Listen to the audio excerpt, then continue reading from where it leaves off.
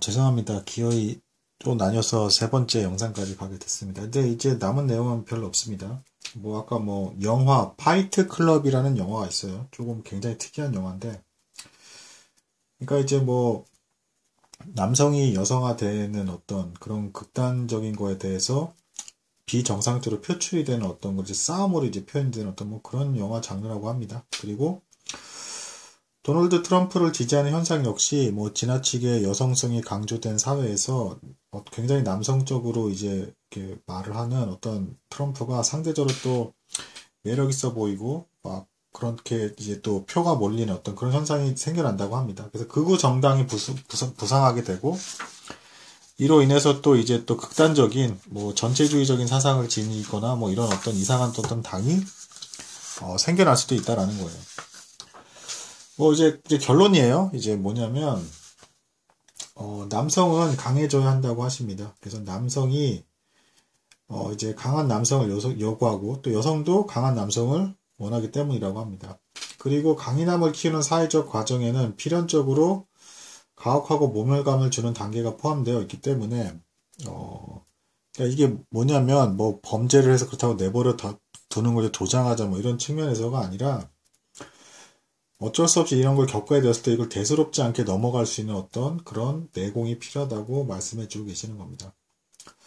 근데 이제 문제는 여성들은 대부분 이런 과정을 좋게 보지 않는 것 같다고 하십니다. 그리고 적잖은 여성들이 심지어는 아들을 최대한 오래 두고 싶어 하기도 하고, 또 이제 어떤 여성들은 순종적인 배우자를 원하고 싶어 한다고 합니다.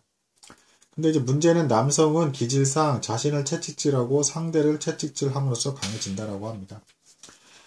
남성은 본능적으로 여성보다 더 위험한 행동들을 하며 성장하고 이런 것이 억압되면 어느덧 반사회적 행동에 빠져들게 된다고 합니다. 동성애자가 될 수도 있을 수도 있고요. 이제 성전책성을 잃어버려서 아니면 이제 아까 스케이트보드를 타는데 그걸 못하게 되면 옥상 꼭대기 되는 데서 더 위험한 데서 놀게 된다라든가 기타 등등 더 이제 안 좋은 어떤 상황으로 몰고 갈 수 있다는 겁니다. 또한 남성들이 과감하게 행동하는 것이 항상 나쁜 결과만 내는 것도 아니라고 합니다. 결단력과 판단력, 의젓함을 지닐 수 있게 되는 요인이라고 합니다. 그래서 캐나다는 워낙 추우니까 10대 남자아이들이 영하 40도의 매서운 추위에서 석유 채굴장에서 일하고 하는 이런 모습들은 아주 좋은 모습이라고 합니다. 그리고 건강한 여성이라면 소년이 아닌 남자를 원하는 게 당연하다고 합니다.